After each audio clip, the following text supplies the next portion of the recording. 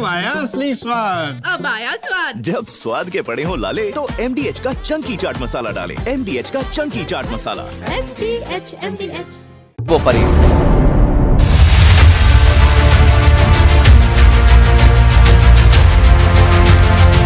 नमस्कार, बहुत स्वागत है आपका। आपके साथ मैं हूं मृदुल शर्मा और आप देख रहे हैं राष्ट्र सर्वोपरि। और आज राष्ट्र सर्वोपरि में आपसे जुड़ी हुई खबरें लेकर आए हैं। अगर आप बिहार के हैं तो आज सबसे पहले बिहार में संग्राम छिड़ गया है और आज आपको लेकर चलते हैं बिहार में क्या हो रहा है पता है आप?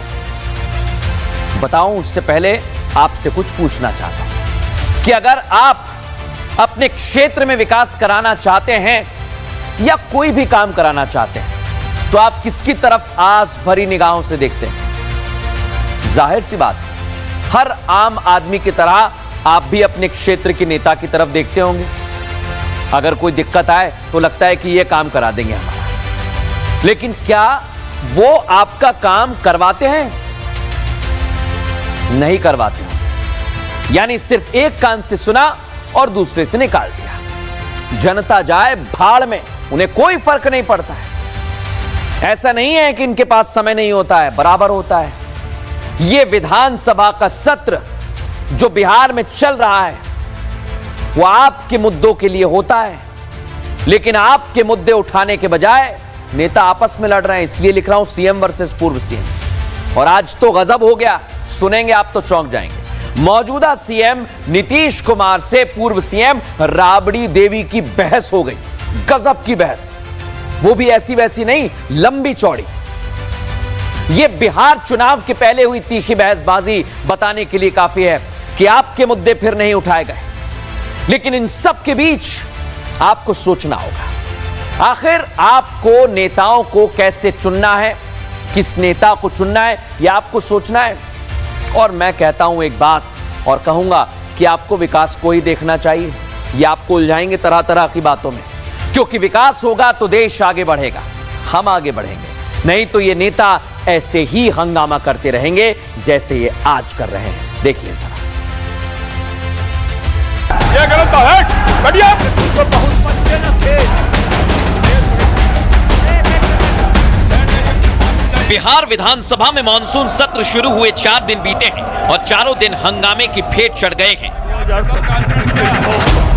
SIR के मुद्दे पर विपक्ष ने बिहार विधानसभा में कुर्सी मेज तक उठा डाली तो अगले दिन तेजस्वी यादव ने बता दिया कि पूरा विपक्ष बिहार चुनाव का बॉयकॉट कर सकता है। और आज की जो तस्वीर सदन की देखने को मिली उसने तो बिहार की सियासत के पारे को 7वें आसमान पर पहुंचा दिया।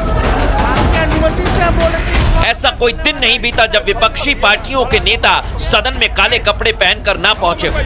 विपक्षी नेता काले कपड़े पहनकर विधानसभा में आ रहे हैं और हर रोज जनता के पैसे को हंगामे में बहाकर अपने आवास की तरफ लौट जा रहे हैं। अब से कुछ देर पहले भी जब बिहार विधानसभा की कार्यवाही शुरू हुई तो विपक्ष हंगामा करने लगा। सरकार के खिलाफ हाय हाय के नारे भी लगाए गए। इधर नारेबाजी हुई और उधर बिहार के मुख्यमंत्री नीतीश कुमार का पारा भी हाई हो गया। घाय घाय सुनिए पूरा घाय घाय है। अरे पूरा घाय घाय है। सीएम नीतीश ने विपक्ष के काले कपड़े पहनने पर भी जमकर भड़ास निकाली और उनका गुस्सा ऐसा फूटा कि सबको ये पता चल गया कि नीतीश कुमार के भड़कने का रंग बदल गया है। एक समय था जब वो हरे रंग पर भड़के थे, लेकिन इस बार उनके भड़कने का रंग काला हुआ। देखिए ना, एक ही तरह का आई पहले पहनते थे, ये कपड़ा जो पहने हो सब। इसके बाद सीएम ने राबड़ी देवी की तरफ हाथों से इशारा करते हुए तंज कसा। बस नीतीश का इतना बोलना था कि राबड़ी देवी और सीएम नीतीश कुमार के बीच नोकझोंक होने लगी। तो जो ही कह गई होगी तो उसी तरह से सब पहने हो। अलग अलग पार्टी वाला यही पहन के बिहार की जनता को जवाब वही है। विधानसभा में जवाब दीजिए, नाम सब आराम पहन करके चल रहे हो। और ऐसा पहले होता था, हर दिन खाली यही कर रहे हैं। नेता बोल रहे हैं। आप जब तक सुनना चाहिए तो सुनते नहीं है। एक एक बात को सुनना चाहिए और अपनी बात यहाँ कहना चाहिए। लेकिन सुन ही नहीं रहे। सदन नेता बोल रहे हैं, सब आप कुछ लोग खराब सुन नहीं रहे हैं। नीतीश कुमार यहीं चुप नहीं हुए। उन्होंने राबड़ी देवी की तरफ इशारा किया और काले कपड़े पहनने के लिए उन्हें ही जिम्मेदार बताया। सदन की कार्रवाई 2 बजे अपराह्न तक के लिए स्थगित की जाती है। सब तुम्हारा ही तोड़ो हो रहा है। नीतीश कुमार का विपक्ष को काले कपड़े पर घेरने के पीछे का मकसद विरोधियों को यह बताना था कि सरकार को बदनाम करने की साजिश जो विपक्ष रच रहा है उसे वो पूरा नहीं होने देंगे। नीतीश ने दावा किया कि उनकी सरकार ने चारों तरफ बेहतरीन काम किया है, लेकिन विपक्ष का काम सिर्फ उल्टे पुल्टे बयान देना है। इस सियासी गहमा गहमी के बीच राबड़ी देवी ने एक बार फिर गंभीर आरोप लगाए और राजनीति में भूचाल खड़ा कर दिया। राबड़ी देवी ने दावा किया कि तेजस्वी को अब तक 4 बार जान से मारने की कोशिश हुई है। तेजस्वी यादव को तो 4 बार मारने की कोशिश किया गया था, रास्ता में ट्रक से ट्रक से। क्या करिएगा, फिर यहाँ भी मारने की कोशिश हो रहा है। राबड़ी ने आगे ये तक आरोप लगाया कि उन्हें पता है कि इस साजिश के पीछे कौन लोग हैं। हम लोग जानते हैं कौन कौन आदमी लगा हुआ है और साजिश कौन करेगा? बीजेपी जदयू का छोड़ के कौन करेगा साजिश? यहाँ बिहार में कौन है साजिश करने वाला? दबाव देता है, जनता के जबान बंद करेगा। एसआईआर की प्रक्रिया का विरोध जो विपक्ष शुरू से कर रहा है उसका महत्व समझाने के बजाय उसे पॉलिटिकल एजेंडा बनाया जा रहा है। विपक्ष चुनाव से पहले इस पर सियासत की चाशनी चाटने की कोशिश कर रहा है, लेकिन शायद ही चाशनी उसे मिठास देने के बजाय नतीजों में कड़वाहट दे रही है, क्योंकि वोटर लिस्ट वेरिफिकेशन चुनावी प्रक्रिया में पारदर्शिता लाने के लिए है, देश की सुरक्षा से खिलवाड़ करने वाले घुसपैठियों को उखाड़ फेंकने के लिए है। विपक्ष को इस प्रक्रिया की महत्ता को समझना होगा, क्योंकि किसी भी राजनीतिक हित से बढ़कर राष्ट्र है और राष्ट्र सर्वोपरि बनाने के लिए चुनाव आयोग ये कदम उठा रहा है। चुनाव आने वाले हैं बिहार में, इसलिए आपको सोचना है कि आपको करना क्या है। मैंने तो आपको बता दिया है। अब एक खबर ऐसी बताने वाला हूं जो आपको हैरान परेशान दोनों कर देगी। सोचिए जरा हुआ क्या है, बताता हूं। एक आम आदमी क्या करता है अपने जीवन में? कमाई करता है और बड़े कम साधन होते हैं उसके पास। कोई नौकरी करता है, कोई छोटा मोटा धंधा कर रहा होगा। आप लोग जो मुझे देख रहे हैं, आप लोग भी ऐसे ही करते हो। बावजूद इसके आप लोगों की एक तारीफ करूंगा कि आप लोग ईमानदारी का रास्ता नहीं छोड़ते। भले ही 2 रोटी आपकी थाली में कम हो, कम खा लेंगे आप 2 रोटी, लेकिन ईमानदारी रहनी चाहिए। ईमानदारी नहीं छोड़ेंगे तभी तो राष्ट्र सर्वोपरि के साथ रहते हैं। लेकिन आजकल एक बात और कहूंगा कि ईमानदार लोगों की संख्या कम हो गई है और आप लोग भी मेरी इस बात पर हामी भर रहे होंगे। आप भी कह रहे होंगे हाँ ठीक कह रहे हैं, ये ईमानदार लोग तो आजकल है नहीं, क्योंकि आजकल जिसे देखो वो अपना काम ठीक ढंग से नहीं कर रहा है। वो काम करने के लिए पैसे ले रहा है और ये पैसे लेने वाले हमारे देश के लिए खतरा है। ऐसा खतरा जो देश को पीछे करने के लिए कुछ भी कर सकते हैं। ये सिर्फ अपना फायदा नहीं देखते, ये आपका नुकसान भी करते हैं। जो आप पैसे अच्छे काम के लिए इस्तेमाल में लेते, अपने काम के लिए इस्तेमाल में लेते, ये उसी पैसे को भ्रष्टाचार के रूप में आप लोगों से मांगते हैं और आप उन्हें आराम से दे देते हैं। लेकिन ये लोग पता है क्या कर रहे हैं? सोने की ईंट बनवा रहे हैं। सोने की ईंट जिसकी नौकरी 70,000 रुपए महीने की है, वो करोड़ों रुपए कहां से ला रहा है? सोचिए, आपको और हमें क्या मिल रहा है? ये तो सोने की ईंट करोड़ों रुपए कमा रहे हैं। ये हमारे देश को भी पीछे ले जा रहे हैं। देखिए इनके चेहरे और सोचिए कि ऐसे आखिर कितने दीमक हमारे देश को खा रहे हैं।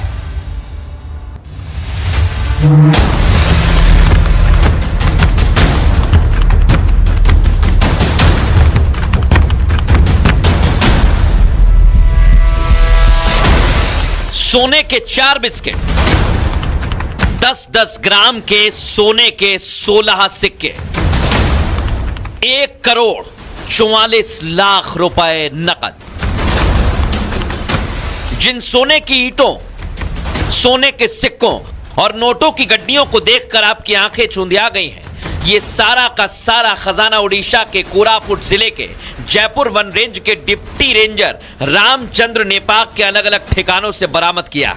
ये खजाना मिलने के बाद सबके जहन में यही सवाल कि आखिर महीने के 70 से 75 हजार रुपए कमाने वाले एक अधिकारी ने ये सब कैसे कमाया। इसका पता तो अभी जांच एजेंसियां लगा रही हैं, लेकिन इतना तो साफ हो गया कि अपने सरकारी वेतन से ज्यादा संपत्ति आरोपी ने जमा की है, जो उनकी कमाई से मेल नहीं खाती है। इसी का पता लगाने के लिए विजिलेंस विभाग की टीम ने सर्च वारंट के आधार पर भ्रष्टाचारी के ठिकानों पर छापेमारी की।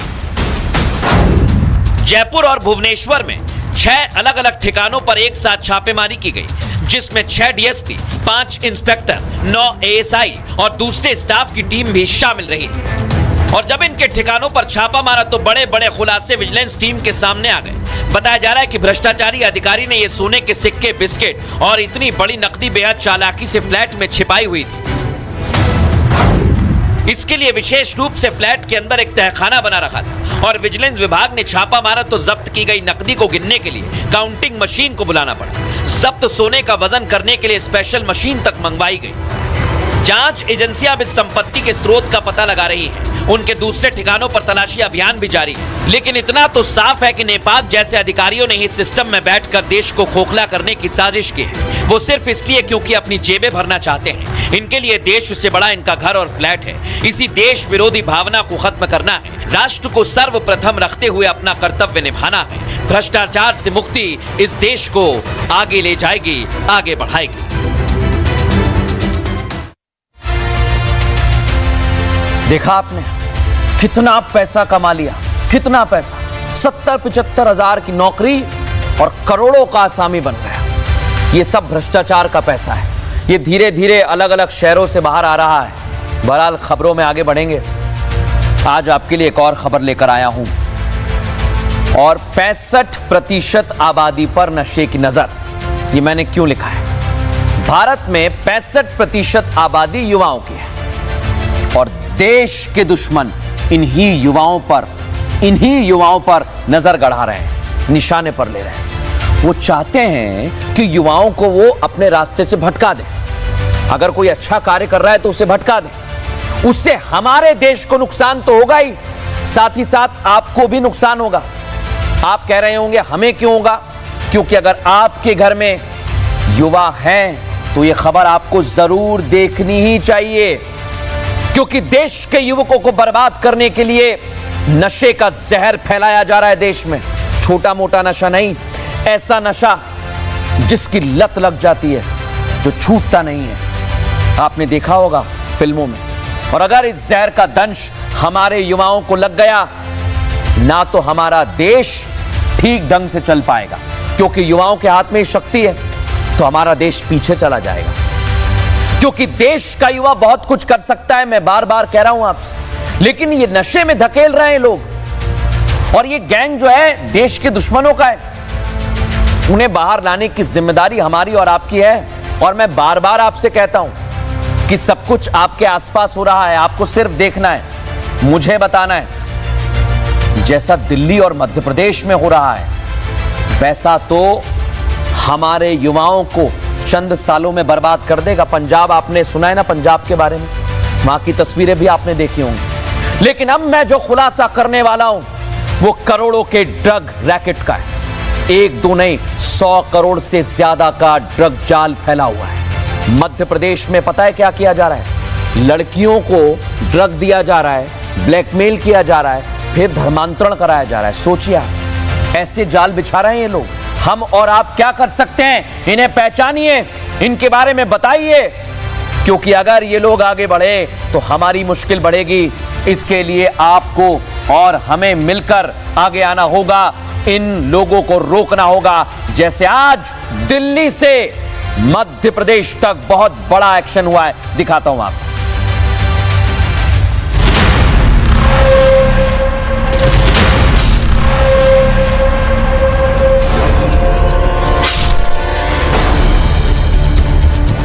फिल्मी स्टाइल में धरपकड़। व्हाइट स्कॉर्पियो का कई किलोमीटर पीछा, कांच फोड़कर आरोपी गिरफ्तार। ये कोई देश में आतंकी गतिविधि रच रहा आतंकवादी नहीं, लेकिन ड्रग्स सिंडिकेट चलाने वाला यासीन अहमद भी कोई हीरो नहीं है। ये भी देश विरोधी ही है। वो देश विरोधी जो देश के यूथ को ड्रग्स के नशे में खत्म करने की साजिश रच रहा था। पुलिस ने यासीन को एमडी ड्रग और अवैध पिस्टल के साथ गिरफ्तार किया, लेकिन जब जांच आगे बढ़ी तो खुलासे पर खुलासे होते चले गए और बड़ी साजिश का भांडाफोड़ हुआ। पता चला कि यासीन मध्य प्रदेश में छांगुर वाला मॉडल चला रहा था। हिंदू लड़कियों को टारगेट करने और उनका धर्म परिवर्तन कराने के लिए ड्रग्स का सहारा लिया जाता।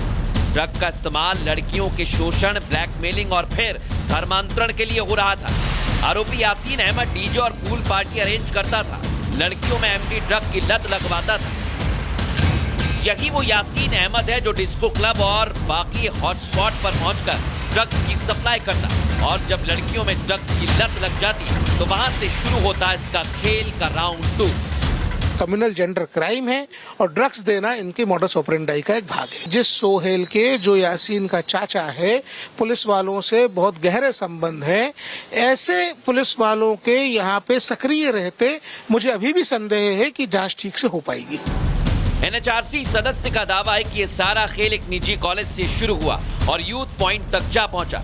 आरोप है कि लड़कियों को पहले प्यार के जाल में फंसाया, फिर उन्हें ड्रग्स की लत देकर अश्लील वीडियो बनाए और ब्लैकमेल कर धर्म परिवर्तन के लिए मजबूर किया। इसमें कई पुलिसकर्मियों और अधिकारियों के भी आरोपियों से मिले रहने का आरोप लग रहा है, जबकि क्राइम ब्रांच का कहना है कि इस मामले की हर एंगल से जांच की जा रही है। अपराध में कोई भी लिप्त होगा, किसी धारा में होगा, जिस भी एंगल पे आएगा, बिल्कुल सख्त कार्रवाई होगी। जो पीड़ित हुआ है उसके साथ तो घटना उसकी जानकारी होगी, वो स्वयं सामने आए, उसकी निजता को, उपनीयता को ध्यान में रखते हुए कार्रवाई किया जाएगा, उसे पर्याप्त संरक्षण और सुरक्षा दी जाएगी। पुलिस ने ड्रग तस्कर यासीन के खिलाफ छेड़छाड़ और जबरन शारीरिक संबंध बनाने के मामले में एफआईआर दर्ज कर ली है। साथ ही पुलिस यासीन के मोबाइल से मिले वीडियो के आधार पर प्रताड़ित युवक और युवतियों से भी संपर्क साधने की कोशिश कर रही है। अब इस मामले ने सियासी तूल पकड़ लिया। बीजेपी से सरकार की सख्ती का नतीजा बता रही है, तो कांग्रेस ने इस पर सियासी तीर छोड़े। नशा और अवैध जो तस्करी, नशे का काम कारोबार कर रहे हैं, इनके खिलाफ सख्त कार्रवाई हो, इस दिशा में हमारी सरकार कठोर से कठोर कार्रवाई लगातार कर रही है। जांच करे, प्रशासन क्यों चुप बैठा है? संभाग आयुक्त को और कमिश्नर को चाहिए इस पे एक अच्छी टीम बनाए, एसआईटी गठित करके अच्छी जांच करे, जितने सबको बंद करो। यूपी के बाद मध्य प्रदेश और अब दिल्ली में भी पुलिस की स्पेशल सेल ने अवैध हथियार और फेक करेंसी का भांडाफोड़ कर दिया है। पुलिस ने 100 करोड़ रुपए के एक बड़े इंटरनेशनल ड्रग सिंडिकेट का खुलासा किया है। यह नेटवर्क भारत में एक फूड डिलीवरी ऐप जैसे सिस्टम से ड्रग की होम डिलीवरी कर रहा था। इस गैंग को नाइजीरिया का एक ड्रग किंगपिन चला रहा था, जो भारत में अपने लोगों के जरिए ड्रग्स की सप्लाई करवाता। दिल्ली पुलिस की क्राइम ब्रांच ने इस मामले में 5 नाइजीरिया के युवकों को गिरफ्तार किया है। जो ड्रग पुलिस ने बरामद की उसकी कीमत इंटरनेशनल मार्केट में 100 करोड़ से ज्यादा है। पुलिस को इस गैंग के पास से 4,10,000 की फेक करेंसी भी मिली। भारत के यूथ को ड्रग्स की लत में फंसाकर बड़ी साजिश रची जा रही है। वहीं कहीं लड़कियों को मोहरा बनाया जा रहा है, तो कहीं ड्रग्स की सप्लाई कर देश के नौजवानों को बर्बाद किया जा रहा है। नौजवान ही तो देश की रीढ़ होते हैं, यही खत्म हो जाएंगे तो देश कैसे खड़ा होगा। इसलिए विदेशी जमीन पर बैठे साजिशकर्ता निशाने पर ले रहे हैं भारत के यूथ को। देश को बचाना है तो अपने नौजवानों को इस जाल में फंसने से रोकना होगा।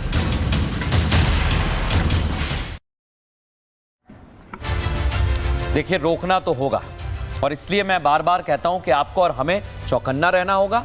अपने घर में अगर युवा हैं तो उनसे बात भी करनी होगी, क्योंकि अगली खबर जो मैं आपको बताने वाला हूं वो भी उन्हीं से जुड़ी हुई है। हुआ क्या है दर्शकों, देश के दुश्मन पूरी तरह से हमें कमजोर करना चाहते हैं। और पता है हमारी ताकत क्या है? पता है आपको? हमारी ताकत है हमारी संस्कृति, जिसके दम पर आज हम खड़े हुए हैं। इसे खत्म करने के लिए मुगल आए थे कई सौ साल पहले, चले गए वो भी। अंग्रेज आए थे, वो भी चले गए। एड़ी चोटी का जोर लगाया मुगलों से लेकर अंग्रेजों तक ने, लेकिन हमारे पूर्वजों ने इसके लिए संघर्ष किया है। तभी तो आज हमारे पास कुछ अपना है, तो वो हमारी संस्कृति है। सोचिए, मैं बहुत बड़ी बात कह रहा हूं, दुनिया में कोई भी चीज आप सोचेंगे आपको बाहर दुनिया से मिल जाएगी। कपड़े, लत्ते, गाड़ी, फोन, जो भी आपको सोचना है सोच लीजिए। आपके पास क्या है? आपका सोचा है कभी? क्या है अपना? जो आपको इस मिट्टी से जोड़ता है वो आपकी और हमारी संस्कृति है, वही हमें जोड़ती है। अगर कोई आपसे पूछे कि आपके पास क्या है, जैसा स्वामी विवेकानंद कहते थे कि हमारी संस्कृति हमारी ताकत है, मैं आज फिर वही बात कह रहा हूं। और पता है, इसी संस्कृति पर चोट की जा रही थी। आज जो खबर आपको दिखा रहा हूं, अश्लीलता फैलाने वालों पर हथौड़ा। जो चोट कर रहे थे उनको हथौड़ा मारा जा रहा है। और पता है इन लोगों का टारगेट कौन था? जिनकी उम्र 35 साल से कम है, लड़कपन में रहते हैं कुछ कॉलेज पास आउट्स, पैसे कम है। ये ऐसे उनके मोबाइल में कंटेंट परोस रहे थे जो अश्लील था। सोचिए जरा, ये उस तरफ झुकाव कौन कर रहा है? ये ताकतें हैं विदेशी, ये भारत को कमजोर करने वाले भारत में हैं। तरह तरह के ऐप्स इन लोगों ने बना लिए हैं। इसलिए मैं आपसे एक बात कहूंगा कि अगर आपके घर में भी कोई बालक है, कोई युवा है, तो आप उसके मोबाइल पर नजर जरूर रखें, क्योंकि आज उसे हो सकता है आपकी बात बुरी लगे, लेकिन आने वाले समय में जब वो जानेगा कि हमारी संस्कृति क्या है, हमारा देश क्या है, तो वो आपके फैसले पर गर्व करेगा। और आज मैं खबर जो आपको दिखा रहा हूं, वो फैसला सरकार ने लिया है इन पर ताला लगाने का। इस फैसले पर आपको और हमें गर्व होना चाहिए। देखिए जरा,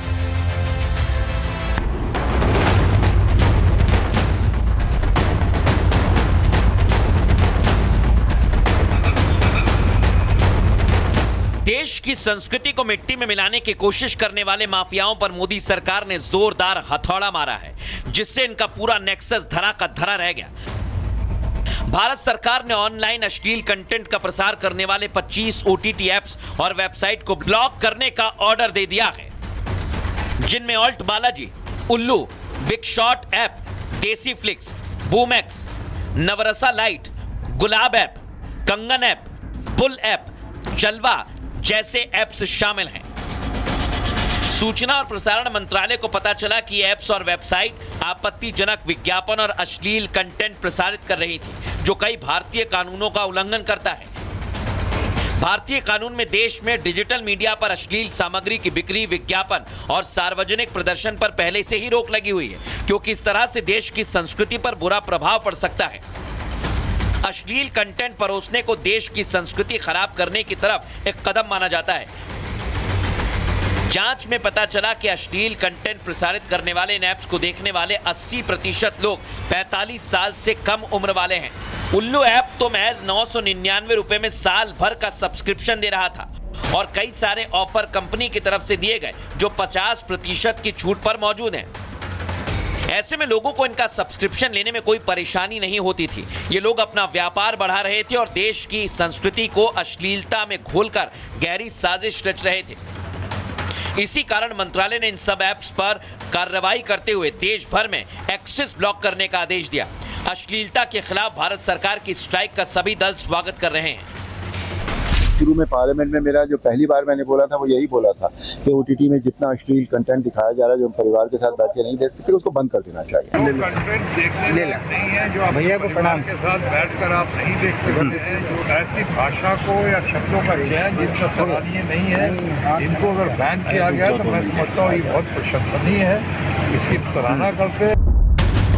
सरकार ने सही समय पर यह कदम उठाकर देश की संस्कृति को बर्बाद करने वालों को सबक सिखाया है, क्योंकि ऐप्स केवल अपनी जेब भरने के लिए भारतीय कानूनों को ठेंगा दिखाकर देश की युवा पीढ़ी को बर्बाद कर रहे थे। पढ़ने लिखने, नौकरी, व्यवसाय करने की उम्र में लोग अश्लीलता के भंवरजाल में फंसकर अपना और देश का भविष्य खत्म कर रहे थे, लेकिन सरकार का यह कदम राष्ट्र सर्वोपरि के पथ पर एकदम सही है। बहुत सही कदम है ये। और अब आपको एक और खबर दिखा रहा हूं जो हमारे लिए चिंता की बात नहीं होनी चाहिए। ऐसा मैं क्यों कह रहा हूं, आइए आपको खबर दिखाता हूं। आज हम आपके लिए खबर लेकर आए हैं, यूएस में अब नौकरी नहीं मिलेगी। जो भारतीय हैं उनको कह रहा हूं कि अमेरिका में जो बड़ी संख्या में लंबे समय से भारतीय अमेरिका जा रहे हैं नौकरी करने, उनको लेकर अमेरिकी राष्ट्रपति डोनाल्ड ट्रंप ने कहा नहीं, भारतीय इंजीनियर्स हमें नहीं चाहिए। अब आप बताइए ये चिंता की बात है या नहीं है? मैं तो कहूंगा ये चिंता की बात नहीं है।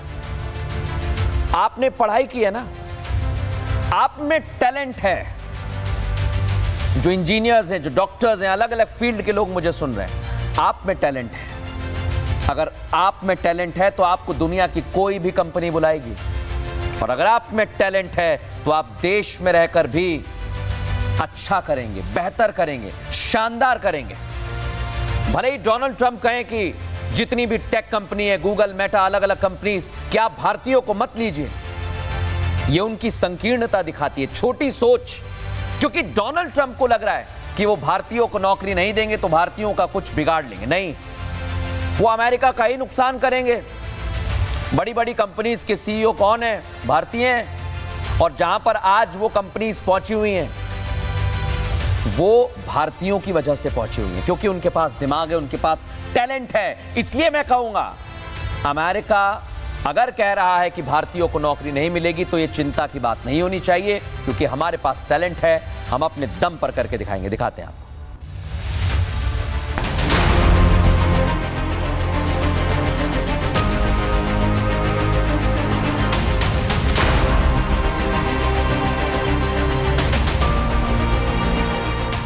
क्या गूगल, माइक्रोसॉफ्ट जैसी अमेरिकी कंपनियों में भारतीयों को नौकरी नहीं मिलेगी?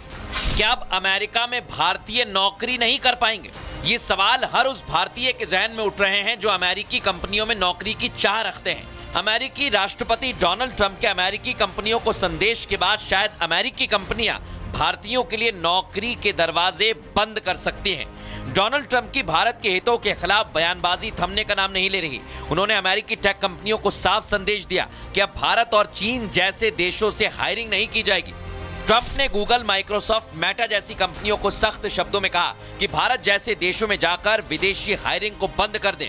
Many of our largest tech companies have reaped the blessings of American freedom while building their factories in China, hiring workers in India, and slashing profits in Ireland. You know that? And perhaps most importantly, winning the AI race will demand a new spirit of patriotism and national loyalty in Silicon Valley and long beyond Silicon Valley.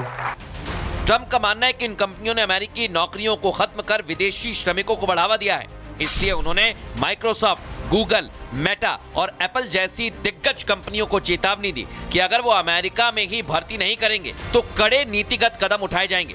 लेकिन दिलचस्प बात यह कि Google के CEO सुंदर पिचाई समेत कई बड़ी टेक कंपनी के सीनियर पोजीशन पर भारतीय मौजूद हैं और इन्हीं भारतीय विशेषज्ञों ने अमेरिकी कंपनियों को दुनिया के टॉप कंपनियों में बनाए रखा है। भारत इंजीनियरिंग और टेक्नोलॉजी के क्षेत्र में दुनिया भर के देशों में एक प्रमुख टैलेंट हब है। हर साल हजारों युवा भारत से अमेरिकी कंपनियों में भर्ती होते हैं। ऐसे में अगर ट्रंप की ये तुगलकी नीति प्रभाव में आती है तो कॉलेज प्लेसमेंट से लेकर अनुभवी पेशेवर तक सभी पर इनका सीधा असर पड़ेगा। लेकिन अमेरिकी टेक कंपनियों के लिए भी असमंजस भरा फैसला हो सकता है, क्योंकि भारतीय इंजीनियर्स और डेवलपर्स ने इन कंपनियों के इनोवेशन में अहम भूमिका निभाई है।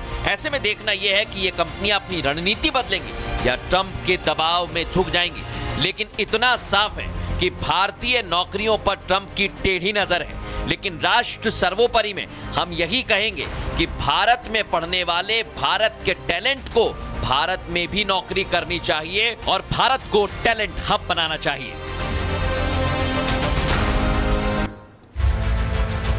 यही संदेश है हमारा, इसीलिए राष्ट्रहित की खबरें हम आप तक पहुंचाते हैं। फिलहाल राष्ट्र सर्वोपरि में इतना ही, लेकिन आपको एक और जानकारी दे दें।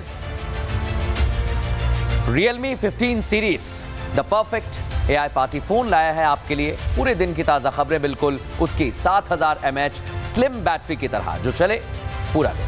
नमस्कार।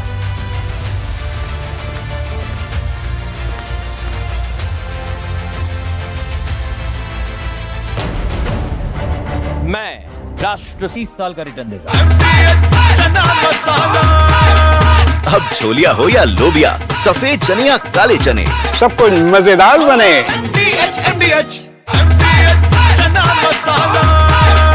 अब छोलिया